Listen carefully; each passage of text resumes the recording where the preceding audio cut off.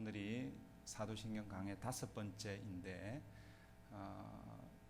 첫 번째는 사도신경 전체 내용을 소개했다면 두 번째 시간부터 사도신경의 구체적인 내용을 하나씩 소개했습니다. 그렇기 때문에 오늘 5번째이긴 하지만 실제 사도신경의 내용으로 보면 4번째가 된다는 것을 여러분 기억하시고 함께 말씀을 나누겠습니다.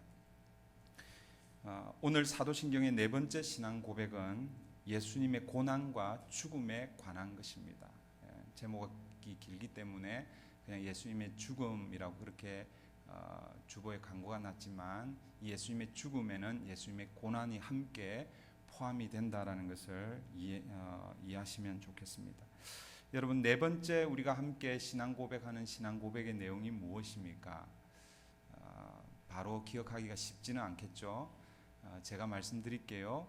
본디오 빌라도에게 고난을 받으사 십자가에 못 박혀 죽으시고, 이게 우리 사도신경의 4번째 신앙 고백입니다. 이 4번째 신앙 고백인 예수님의 고난과 죽음을 다루면서 한 인물과 연관해서 사도신경은 다루고 있습니다. 누구입니까? 본디오 빌라도입니다. 그래서 우리는 예수님의 고난과 죽음을 다루기 전에 먼저 본디오 빌라도와 관련해서 몇 가지를 먼저 살펴보려고 합니다. 기록에 의하면 본디오 빌라도는 AD 26년부터 36년까지 유대 땅의 총독으로 임명받아서 약 한 10년 동안 유대 땅을 다스렸던 총독이었습니다. 여러분, 빌라도의 고백이라는 모노 드라마를 아시지요? 보신 분들도 계실 테고, 혹시 그 드라마를 보지 않았다 하더라도 대충 그 빌라도의 고백, 그 모노 드라마의 내용이 무엇인지는 아실 것입니다. 빌라도의 독백입니다. 빌라도의 그 하나님을 향한 혹은 세상, 특별히 그리스도인들을 향한 항의이죠. 내용이 무엇입니까? 제발 자신의 이름을 사도신경에서 좀 빼달라는 것이죠. 자기는 억울하다라는 것입니다. 빌라도 개인을 보면 억울할 수 있습니다. 왜냐하면 빌라도의 고백 드라마를 보지 않아도 복음서에 빌라도가 예수님을 재판하고 예수님을 심판할 때에 예수님에 대한 태도를 우리가 보면 좀 억울해할 수 있습니다. 오늘 우리가 읽은 요한복음 19장의 한 구절만 읽었지만 우리 18장, 19장 이 구절이 나오기 전까지 예수님을 향한 빌라도의 태도는 무엇인가 하면 자기가 신문해 본 결과, 적어도 학자들은 한 3번에 걸쳐서 3차에 걸쳐서 신문을 했는데 빌라도의 결론은 무엇입니까? 예수님은 죄가 없으시다라는 것입니다. 그 19장 4절을 보시면, 여러분들 요한복음을 안 찾으셨죠? 제가 그냥 읽어드릴게요. 19장 4절에 보면 나는 그에게서 아무 죄도 찾지 못했소. 유대 지도자들에게 예수님을 신문한 결과를 보고할 때 그렇게 이야기하는 것입니다. 12절에도 보면 빌라도가 이런 예수님께 대한 이런 태도를 가지고 있습니다. 이 말을 듣고서 빌라도는 예수를 놓아주려고 힘썼다. 그러니까 적어도 복음서에서 소개되고 있는 이 빌라도가 예수님을 향한 태도는요, 예수님 죄가 없으신 것을 알았고, 그리고 예수님을 놓아주려고 했다라는 사실입니다. 그런데 왜 사도신경은 본디오 빌라도를 예수님의 고난과 죽음에 관련시키고 있습니까? 여기에는 몇 가지 이유가 있습니다. 첫 번째는 예수님의 고난과 죽음은 역사적인 사건이라는 것을 보여주기 위함입니다. 서두에서도 말씀드렸듯이 본디오 빌라도는 AD 26년부터 36년까지 유대 땅을 통치했던 사람입니다. 예수님의 십자가 사건은 이 빌라도가 유대 땅을 통치할 때 그때 일어난 사건이라는 것이지요. 그래서 예수님의 고난과 죽음은 지어낸 얘기, 꾸민 이야기가 아니라는 것입니다. 역사적인 사실에 기초한 사건이라는 것입니다. 여러분, 어린이 동화를 보면 동화가 보통 어떻게 시작이 됩니까? Once upon a time, long long time ago. 우리말로 하면 옛날 옛적에 호랑이 담배 피던 시절에. 여러분, 이 어린이들을 위한 이 동화가 그렇게 시작하는 이유가 무엇입니까? 동화가 처음 시작하면서 이런 암시를 우리에게 주고 있는 거예요. 자, 이제 동화를 시작하는데 이 동화는 지어낸 이야기입니다. 꾸민 이야기입니다. 이런 이야기인 것이지요. 그런데 예수님의 고난, 예수님의 십자가 사건은 꾸민 이야기가 아니라는 것입니다. 전설이나 신화 이야기가 아니라 본디오 빌라도가 AD 26년부터 36년 유대 땅을 통치할 때, 정확하지는 않지만 우리가 예수님의 태어난 것 또 돌아가신 것을 기억하고 AD 33년, 정확한 건 아니지만 그때 그 통치 기간에 일어났다라는 사건을 보여주시는 것이죠. 역사적인 사실을 보여주기 위해서 본디오 빌라도를 언급하고 있다라는 것입니다. 두 번째, 이 사도신경에서 예수님의 그 본디오 빌라도를 예수님의 고난과 십자가의 죽음을 연관시키는 이유는 예수님의 고난 죽음은 법적이고 공적인 사건임을 보여주기 위함이라는 것입니다. 여러분, 예수님의 고난과 죽음은 어느 한적한 곳에서 비밀리에 일어난 사건이 아닙니다. 공적으로 법적으로 일어난 사건이라는 것입니다. 특별히 예수님께서 빌라도의 법정에 서셨다는 것은 단순히 조그만 유대 나라 땅의 법정에 서셨다라는 그런 의미가 아닙니다. 그 당시 세계의 중심인 로마의 법정입니다.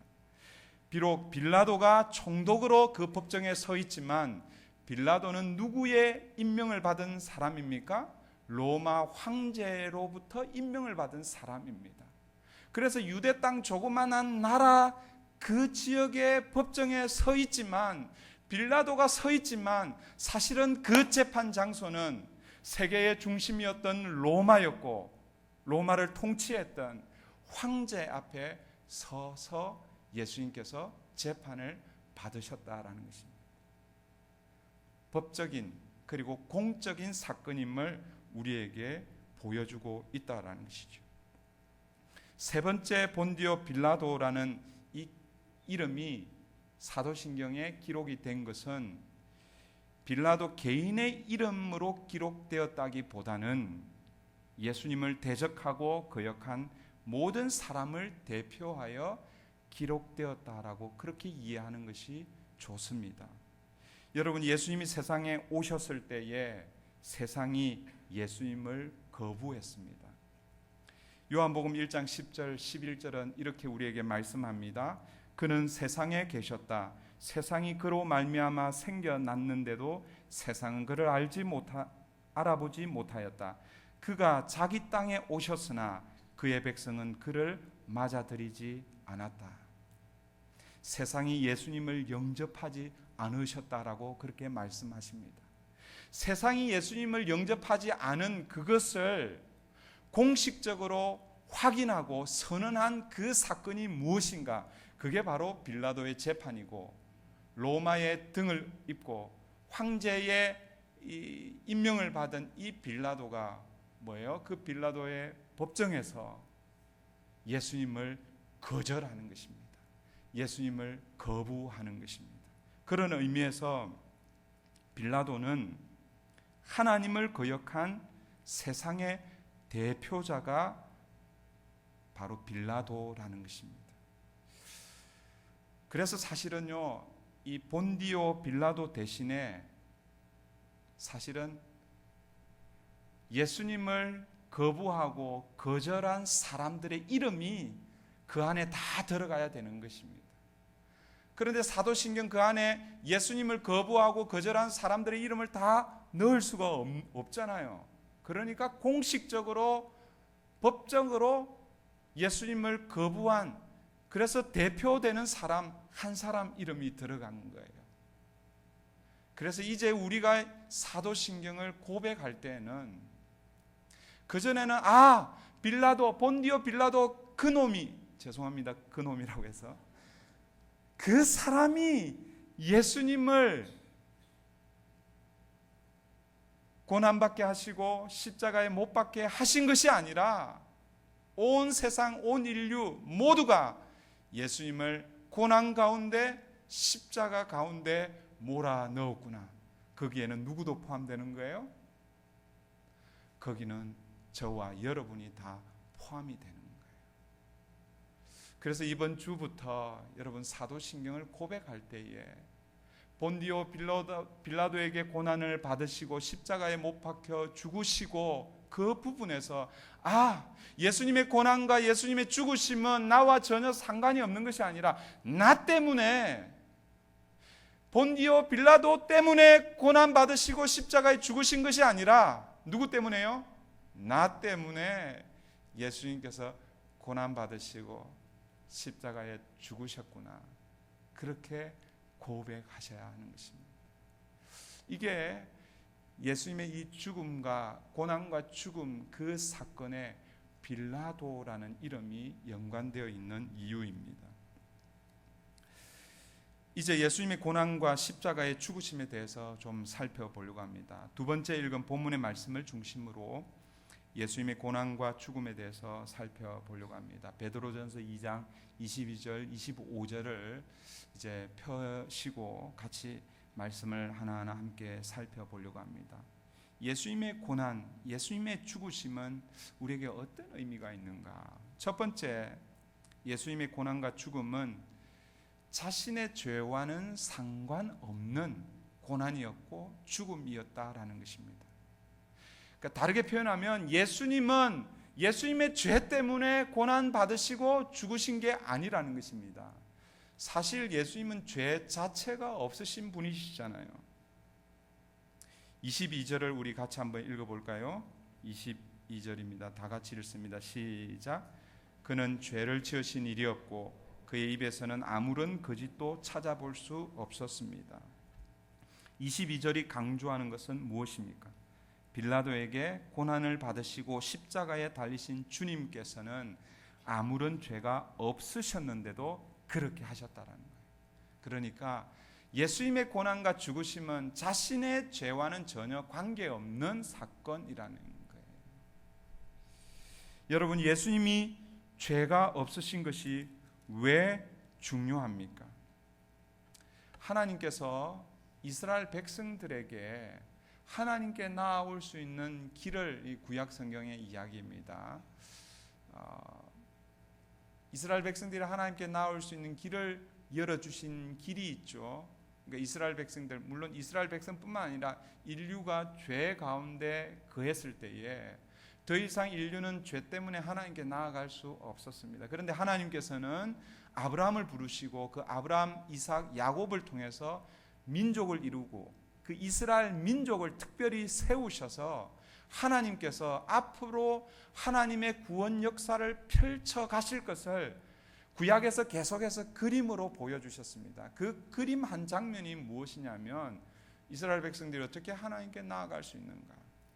바로 희생 제물, 자신의 죄를 덮을 수 있는 희생 제물, 그 죄사를 통해서 하나님께 나아갈 수 있도록 그림을 보여주셨죠. 그런데 그 동물 희생 제사를 말씀하시면서 강조하신 것이 한 가지가 있습니다. 무엇이냐면 희생 제물의 조건입니다. 너희들이 드리는 제물, 너희들이 나에게 올 때, 예배할 때, 제사하러 올 때에 가지고 오는 희생 제물은 반드시 어떤 제물이어야 합니까? 그것이 소든지 양이든지 염소든지 비둘기든지 그것은 어떤 것이어야 합니까? 흠이 없는 것이어야 했다라는 것이죠. 왜냐하면 죄가 있는 사람이 하나님 앞에 제사를 드리러 나오는데 그 사람이 가지고 오는 제물까지도 흠이 있으면 그러면 돼요, 안 돼요? 안 되는 것이죠. 너희들은 죄가 있다 할지라도 너희를 대신할 제물은 뭐예요? 반드시 흠이 없는 온전한 것이어야 한다라는 것입니다. 그래서 하나님께서 한 길을 열어주셨는데 그 길에 가지고 올 그 희생 제물은요, 흠이 없는 제물이어야 했습니다. 이것은 결국 예수 그리스도의 희생 제사를 그림자로 보여준 사건이지요.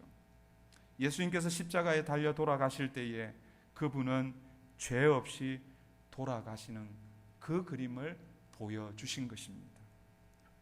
죄로 인해 흠투성이인 우리를 대신해서 죽으시는 분이시기 때문에 예수님은 흠이 있어서는 안 되는 것입니다. 여러분, 아무런 죄가 없어야 한다는 것이죠. 그래서 성경은 예수님을 향해서 죄가 없으시다라고 강조합니다. 고린도후서 5장 21절, 하나님께서 죄를 모르시는 분에게 우리 대신으로 죄를 씌우셨습니다. 그것은 우리가 그리스도 안에서 하나님의 의가 되게 하시려는 것입니다. 하나님이 죄를 알지도 못하시는 예수님에게 죄를 씌우신 거예요. 우리를 위해서. 요한일서 3장 5절, 여러분이 아는 대로 그리스도께서는 죄를 없애려고 나타나셨습니다. 그리스도는 죄가 없는 분이십니다. 예수님께서 이 땅에 나타나신 것은, 예수님께서 이 땅에 오신 것은 뭐예요? 우리 죄를 없애기 위해서라는 것입니다. 우리 죄를 없애기 위해서 오신 그 예수님께서 죄가 있으면 어떻게 되겠습니까? 안 되는 거죠. 그래서 그리스도는 죄가 없으신 분이어야 합니다. 그래서 예수님의 고난, 예수님의 죽으심과 관련해서 그 고난과 죽으심은 예수님의 죄와는 전혀 상관이 없다는 거예요. 예수님은 죄가 아예 없으신 분이시죠. 두 번째로, 예수님은 자신의 고난과 죽음의 그 모든 과정에서 예수님은 대항하거나 저항하지 않으셨습니다. 우리 23절을 같이 한번 읽어보겠습니다. 23절입니다. 시작. 그는 모욕을 당하셨으나 모욕으로 갚지 않으시고 고난을 당하셨으나 위협하지 않으시고 정의롭게 심판하시는 이에게 다 맡기셨습니다. 예수님께서 그렇게 대항하지 않으신 이유가 무엇일까요? 그것은 예수님이 이 땅에 오셔서 고난받으시고 십자가를 지시는 그것은 하나님 아버지의 뜻이라는 것을 예수님께서 아셨기 때문에 그렇습니다. 예수님은 자신의 임무가 인류를 위해 고난을 받고 십자가에 달려 죽어야 된다는 것임을 알았기 때문에 끝까지 저항하지 않으시고 대항하지 않으셨습니다. 그래서 우리는 그분을 어린 양이라고 부르잖아요. 세례 요한이 예수님을 처음 보았을 때에, 예수님께서 자기에게 세례를 받으러 오실 때에 그 예수님을 향해서 보라, 세상 죄를 지고 가는 하나님의 어린 양이로다, 이렇게 말씀하셨습니다. 어린 양, 여러분이 잘 아시는 대로 어린 양은 털을 깎거나 심지어 도살장에 끌려가서 죽임을 당해도 저항하지 않습니다. 그러한 예수님의 모습을 예수님이 오시기 700년 전에 이사야 선지자가 이미 하나님의 환상을 보고 뭐라고 예언하셨습니까? 이사야 53장 7절입니다. 그는 굴욕을 당하고 고문을 당하셨으나 아무 말도 하지 않았다. 마치 도살장으로 끌려가는 어린 양처럼, 마치 털 깎는 사람 앞에서 잠잠한 양처럼 끌려가기만 할 뿐 아무 말도 하지 않았다. 예수님은 이 땅에 오실 때 처음부터 자신의 미션이 무엇인지 잘 알고 있었습니다. 그가 이 땅에 오신 이유, 목적이 무엇인지 아셨어요. 영광을 받기 위해서, 섬김을 받으시기 위해서가 아니라 섬기려 하고 많은 사람들의 대속물, 희생제물, 고난받으시고 십자가에 죽으시는 것, 그것 때문에 예수님께서 오셨다라는 사실을 예수님은 잘 알고 계셨기 때문에 저와 여러분을 구원하기 위해서 예수님은 끝까지 그 고난과 십자가의 죽음을 저항하지 않으시고 참으신 것입니다. 세 번째로, 예수님의 고난과 죽음과 관련해서 예수님이 어디에 죽으셨는지를 다시 한번 생각해 보아야 합니다. 예수님께서 어디에서 죽으셨습니까? 나무 위에서 죽으셨습니다. 나무에 달려 돌아가셨습니다. 우리 24절입니다. 우리 24절을 다 같이 읽습니다. 시작. 그는 우리 죄를 자기의 몸에 몸소 지시고서 나무에 달리셨습니다. 그것은 우리가 죄에는 죽고 의에는 살게 하시려는 것이었습니다. 그가 매를 맞아 상함으로 여러분이 나음을 얻었습니다. 그는 우리 죄를 자기의 몸에 몸소 지시고서 어디에요? 나무에 달리셨다는 것입니다. 여러분, 예수님께서 나무에 달린 것이 왜 중요합니까? 예수님이 죽어야만 우리가 죄 용서받고 그 예수님을 통해서 하나님의 자녀가 된다는 사실을 이젠 우리는 다 알고 있습니다. 그런데 왜 굳이 예수님께서 나무에 달려 돌아가셔야만 했습니까? 예수님께서 다른 방법으로 좀 돌아가시면 안 되었습니까? 칼에 찔려 돌아가시든지 아니면 창이나 단번에 그렇게 죽는 그런 방법이 있잖아요. 왜 예수님께서 나무에 달리셔야 했습니까? 여러분, 예수님께서 다른 방법으로 죽으시면 안 되었습니다. 다른 방법은 없었습니다. 예수님은 반드시 나무에 달려 돌아가셔야만 했습니다. 그 이유는 예수님께서 나무에 달려 돌아가심으로 저주를 받으셔야 했기 때문에 그렇습니다.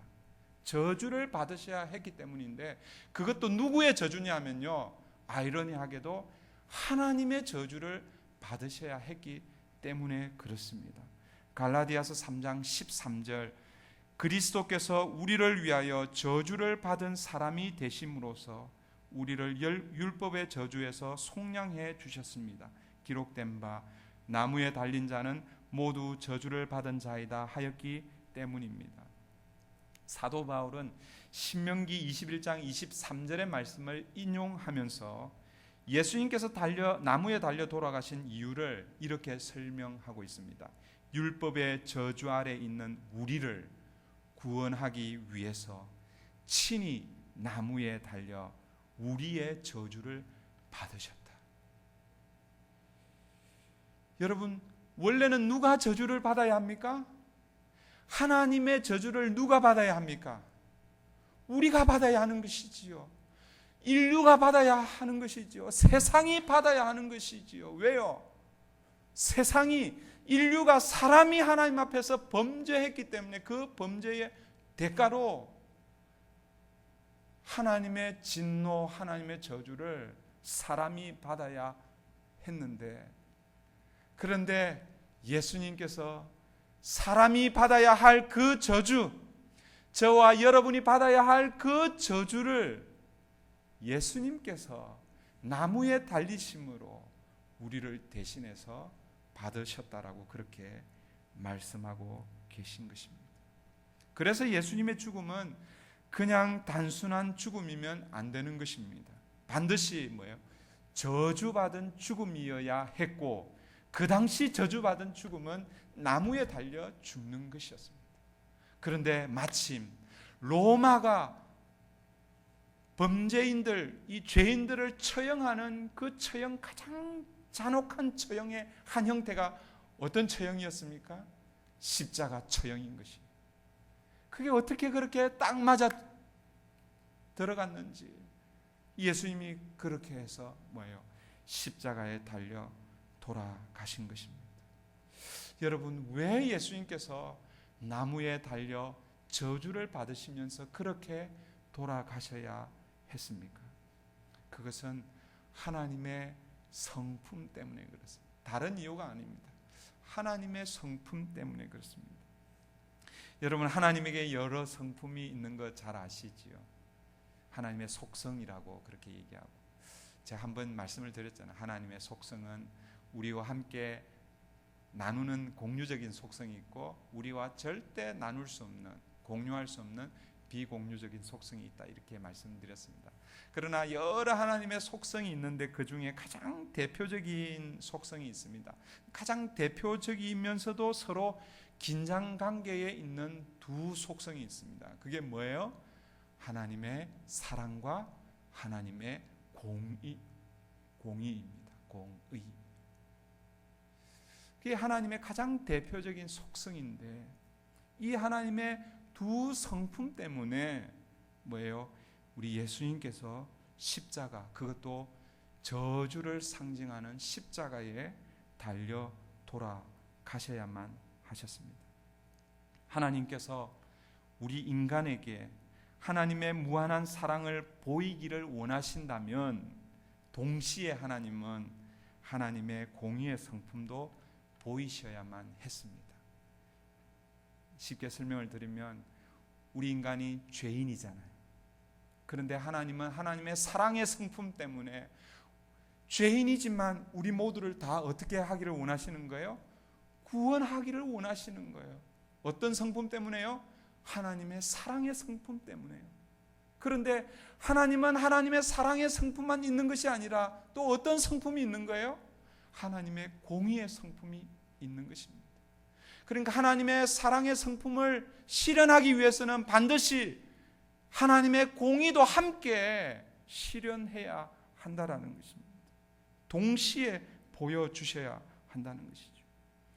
그래서 하나님은 하나님의 사랑으로 우리를 구원하시기 전에 하나님의 공의로 우리의 죄 문제를 먼저 다루어야 하셨습니다. 만약 하나님이 죄를 보고도 하나님의 진노, 하나님의 저주를 쏟아붓지 않으시면 그것은 하나님의 공의가 아닌 것입니다. 하나님은 죄악을 보면 반드시 하나님의 진노, 하나님의 저주를 쏟아 부으셔야만 했습니다. 그래서 예수님께서 저주의 상징, 하나님의 진노의 상징인 나무의 십자가에 달리신 것입니다. 예수님께서 십자가에 달리심으로 하나님의 진노와 저주가 어떻게 되는 것입니까? 예수님에게 쏟아짐으로 그 결과 하나님의 공의가 어떻게 되는 거예요? 충족되는 거예요. 그 공의를 이루신 것입니다. 그래서 여러분, 예수님의 십자가를 이해할 때에 하나님의 사랑만으로만 이해하면 안 되는 것입니다. 제가 이 말씀을 준비하면서 좀 새롭게 다시 한번 더 깨달았습니다. 우리는 예수님의 십자가 그러면 예수님께서 우리를 위해 고난당하시고 피 흘리시고 물과 피를 다 쏟으시고 마지막 숨을 거두신 그 장소가 십자가 아닙니까?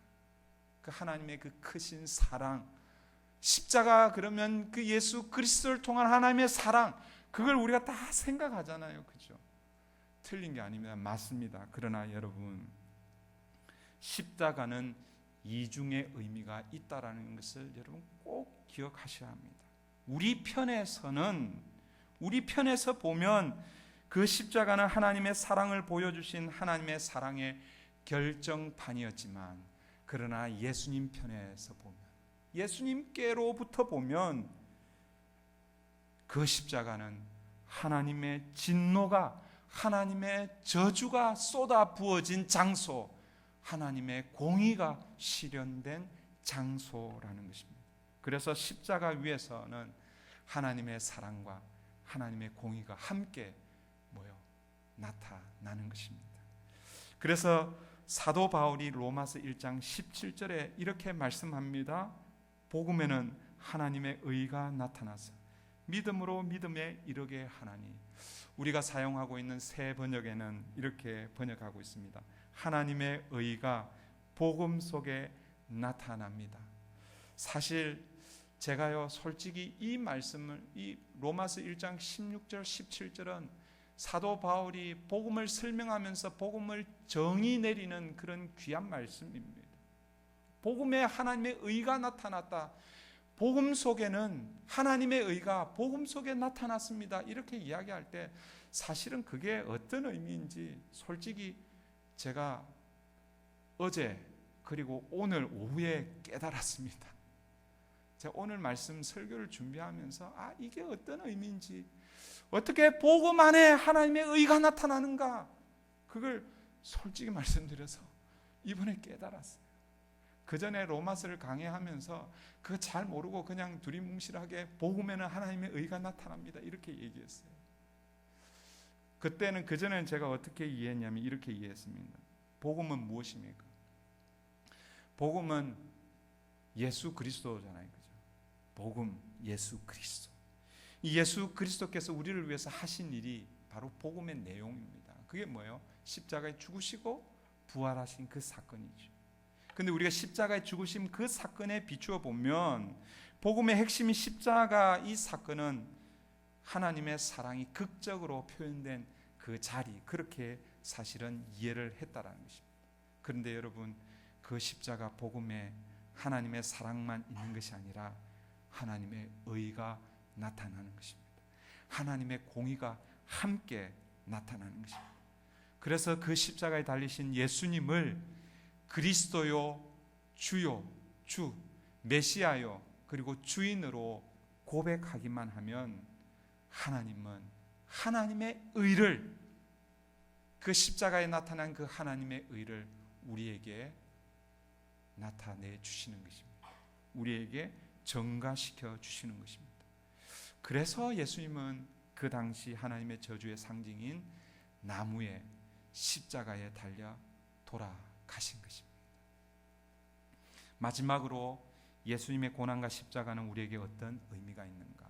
이것은 예수님의 고난과 그 십자가 그 사건으로 인한 그 결과가 어떻게 되는가라는 것입니다. 물론 그 결과 우리가 죄 용서함을 받고 그리고 예수 그리스도 앞에 나아가기만 하면 하나님의 자녀가 되는 것이죠. 우리가 다 알고 있습니다. 그러나 베드로전서 2장 25절에서는 예수 그리스도께서 고난 받으시고 십자가 받으심으로 말미암아 그 결과 어떤 일이 일어나는가? 우리 25절을 같이 한번 읽습니다. 시작. 전에는 여러분은 길 잃은 양과 같았으나 이제는 여러분의 영혼의 목자이며 감독이신 그에게로 돌아왔습니다. 목자이며 감독이신 그에게 돌아왔다라고 이렇게 표현하고 있습니다. 어떻게 해서 그렇게 됐습니까? 예수님께서 고난 받으시고 십자가에 못 박혀 죽으신 그 결과 그렇게 되었다라는 것이죠.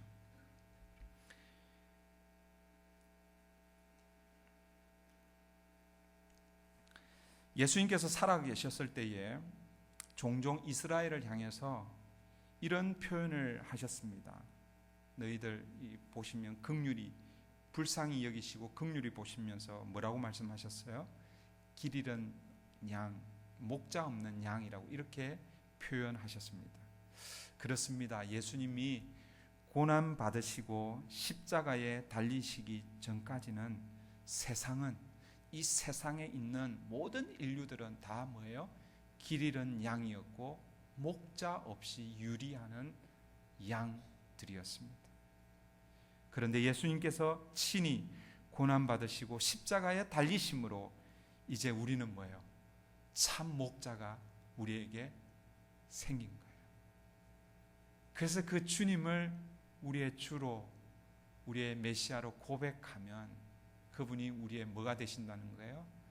참 목자가 되신다는 것입니다.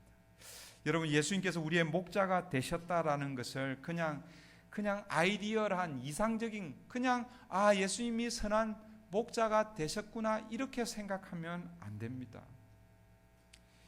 여러분, 예수님이 목자가 되신 과정을 생각해 보아야 합니다. 예수님께서 어떻게 우리에게 목자가 되셨어요? 우리 인생이 당하는 모든 고난, 아픔들, 그런 것들을 뭐예요? 친히 몸소 다 당하시고 심지어 우리 인생이 당하는 최고의 고난, 죽음까지 경험하시고 그리고 나서 우리의 목자가 되신 것입니다. 예수님께서 이런 고난, 십자가 죽음 과정을 통과하시고 내가 너희들의 목자가 되었다라고 말씀하시는 이유, 어떤 의미일까요? 그것은 예수님께서 우리 인생을 다 이해하신다라는 것입니다. 예수님께서 우리 아픔을 다 아신다라는 것입니다. 예수님께서 우리가 고난을 당할 때에 우리가 당하는 그 고난의 아픔, 그 정도를 예수님께서 이미 다 아신다라는 그런 의미라는 것입니다. 예수님께서 우리의 아픔을 체험하시고 고난을 체험하시고 심지어 죽음까지 체험하신 그 주님께서 우리의 목자가 되셔서 우리를 뭐예요? 도와주시겠다라는 그런 의미라는 것입니다. 그냥 단순히 그 성화에 그려져 있는 예수님 선한 목자로 그렇게 그려지는 것이 아니라 예수님께서 우리의 목자가 되시는 그 과정을 통해서 우리 인생이 겪어야 할 그 모든 과정, 아픔과 어려움과 고난과 마지막 죽음까지 아심으로 우리 인생 가운데 찾아오셔서 우리를 도우시고 우리를 인도해 주시고 우리를 이끌어 주시겠다라고 말씀하시는 약속의 말씀인 것입니다. 사랑하는 성도 여러분, 그분이 우리의 주님이시고 그분이 우리 영혼의 목자이십니다. 사랑하는 성도 여러분, 여전히 우리 앞에는 어떤 두려움, 아픔, 고난, 우리가 해결할 수 없는 문제, 어떤 경우에는 도저히 이해할 수 없는 이런 사건들이 개인적으로, 가정에, 또 교회 안에, 세상에서 일어날 때가 있을 것입니다. 그런데 여러분, 우리는 어떤 경우에 그런 것들을 이해할 수 없지만 그러나 여러분 믿으십시오. 예수님께서 그 모든 것들을 해결하기 위해서 친히 이 땅에 오셔서 몸소 그 많은 고난을 받으시고 십자가에 달려 돌아가신 것입니다. 그리고 그 주님께서 우리의 목자가 되신다는 것입니다. 그분이 저와 여러분을 그리고 우리 교회의 목자이십니다. 이제 우리의 할 일이 무엇입니까? 우리의 인생을 그분께 맡기는 것입니다. 우리 교회를 우리의 선한 목자 되신 그 주님께 맡겨드리십시다. 우리 교회의 미래 장래가 어떻게 될 것, 이런저런 염려와 걱정 우리 가운데 있습니다. 그러나 우리의 선한 목자 되신 그 주님께 맡겨드릴 때에 하나님께서 우리 교회를 가장 최선의 길로 인도해 주실 줄 믿습니다.